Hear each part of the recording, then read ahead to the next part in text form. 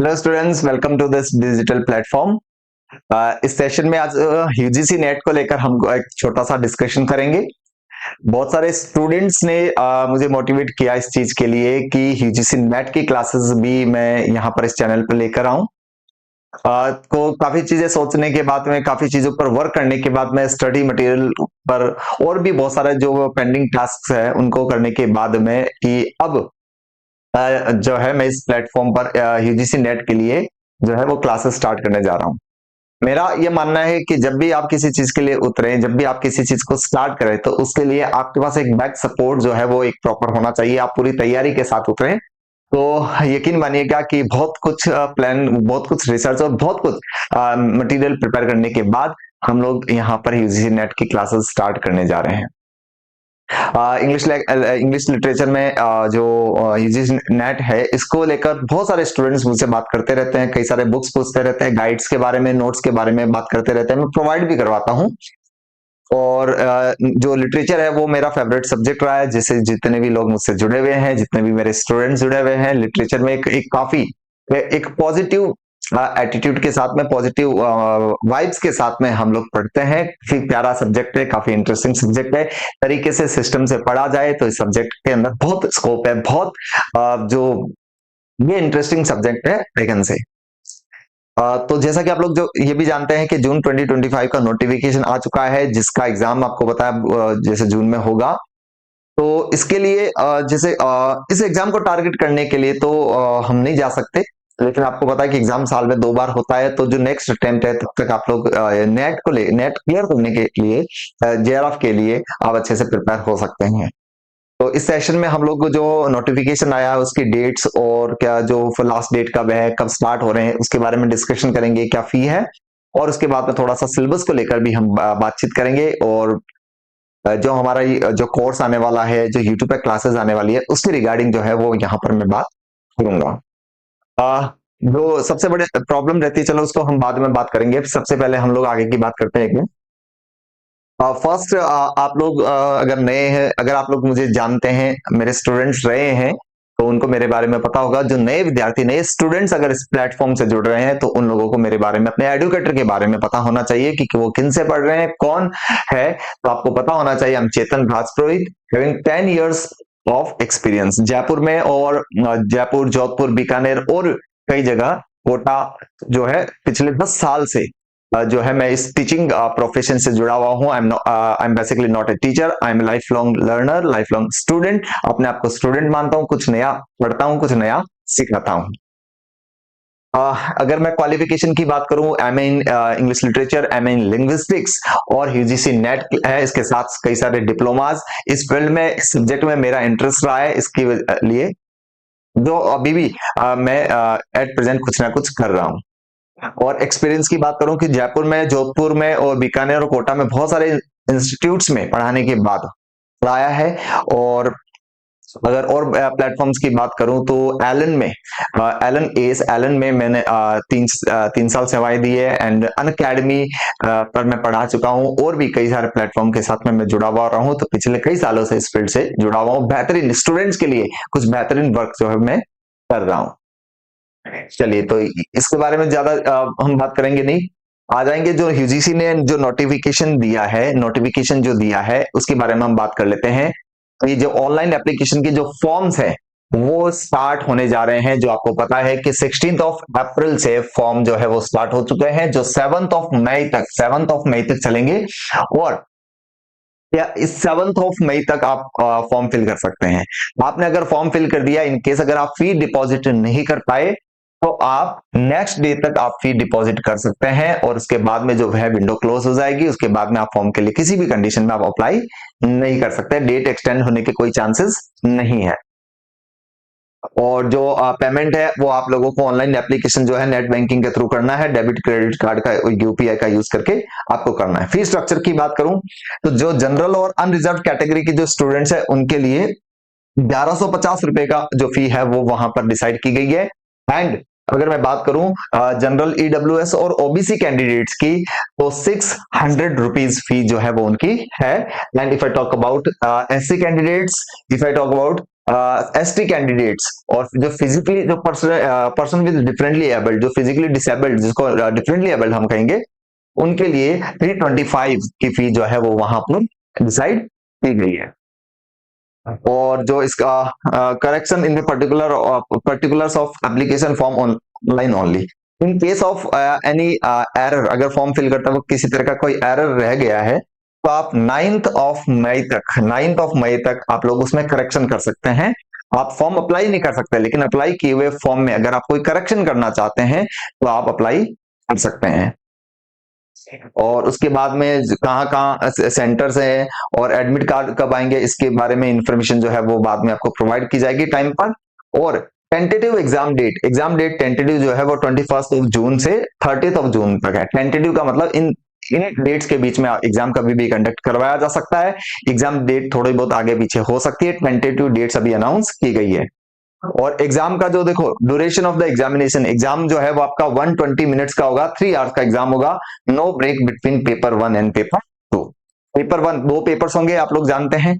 उसमें पेपर 1 और पेपर 2 जो है उनके बीच में किसी तरह का ब्रेक नहीं होगा। फर्स्ट पेपर जो कॉमन पेपर होता है जिसके अंदर 10+ सब्जेक्ट्स आते हैं वो पेपर, और उसके बाद आपका जो सब्जेक्ट का पेपर है उसके बीच में किसी तरह का कोई जो है इंटरवल या ब्रेक आपको नहीं मिलेगा। 50 क्वेश्चन आप लोगों के आते हैं जो पेपर 1 है, और 100 क्वेश्चन जो आते हैं वो पेपर 2 में आते हैं। और पेपर 2 जो आपका सब्जेक्ट का रहेगा।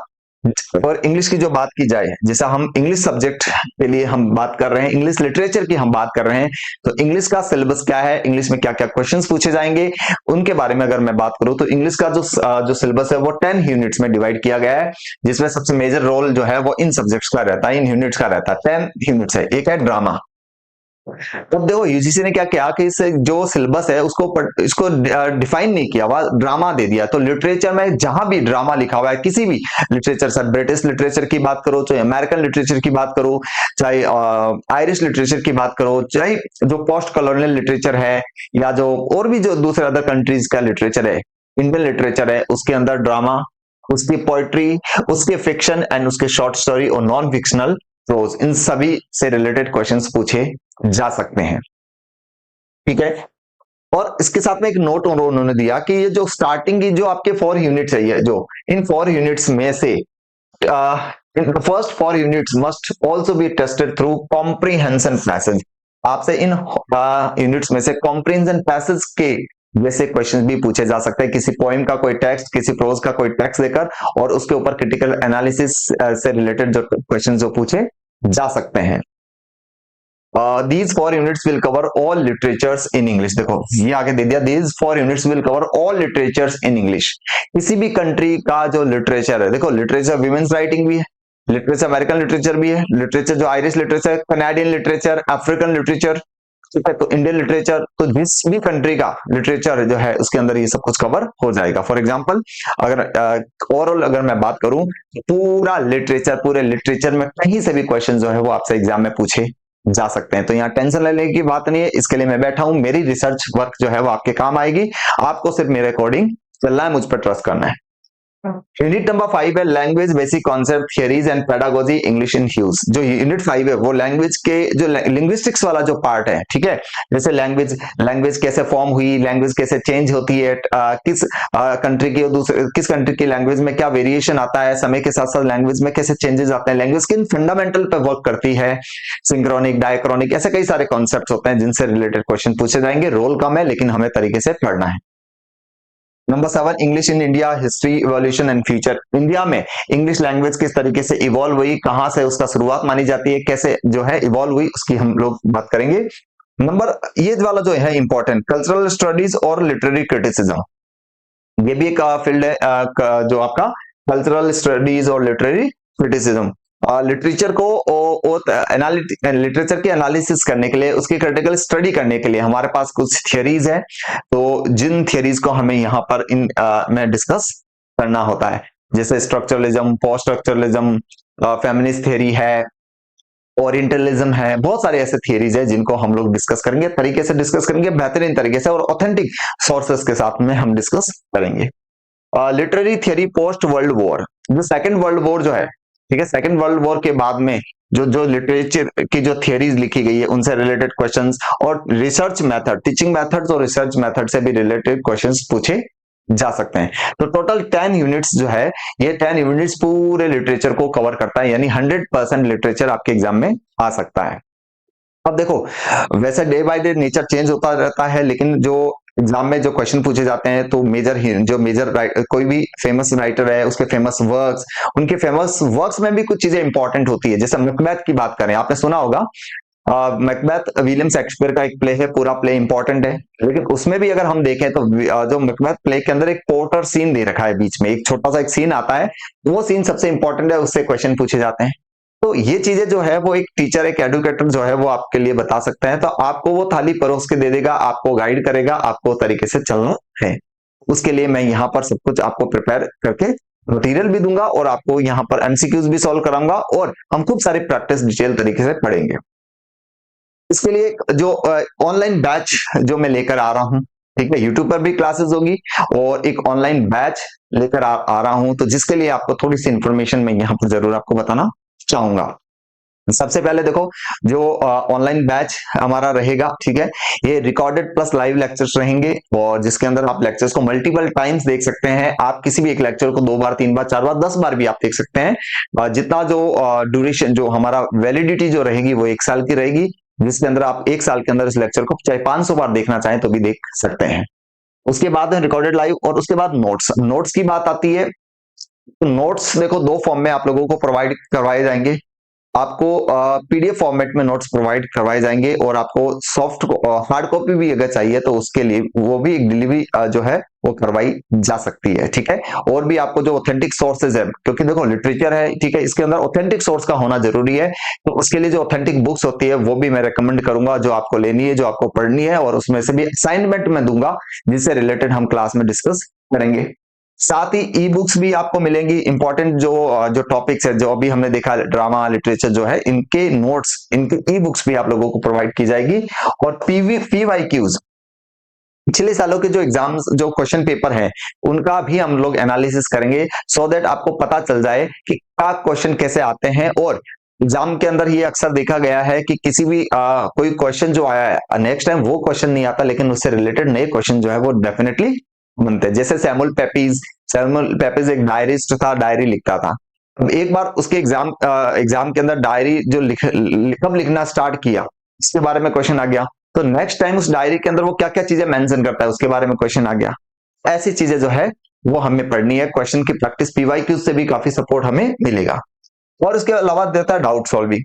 डाउट सॉल्विंग के लिए भी देखो, आपको एक प्लेटफॉर्म प्रोवाइड करवाया जाएगा, व्हाट्सएप, डेडिकेटेड व्हाट्सएप नंबर दिया जाएगा, जिसमें आप अपने डाउट शेयर करेंगे और आपको उसका सोल्यूशन मिलेगा।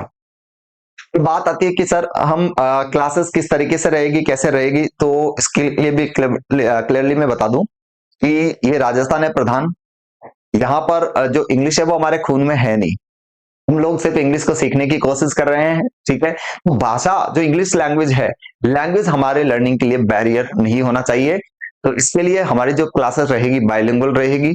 चीजें आपको बहुत ही सिंपल लैंग्वेज में, हिंदी और इंग्लिश दोनों में आपको समझाऊंगा। यहाँ पर नॉलेज शेयर करना हमारा ऑब्जेक्टिव नहीं है, ना ही ये इंग्लिश स्पोकन की क्लासेस है। यहाँ पर हमारा ऑब्जेक्टिव है कि हम यूजीसी नेट के एग्जाम को क्रैक कर लें, और जो इन फ्यूचर हम हायर जो स्टडीज के लिए, चाहे कॉलेज लेक्चरर है या पीएचडी और दूसरे एग्जाम्स के लिए अगर हम जाना चाहें तो हम जा सकते हैं।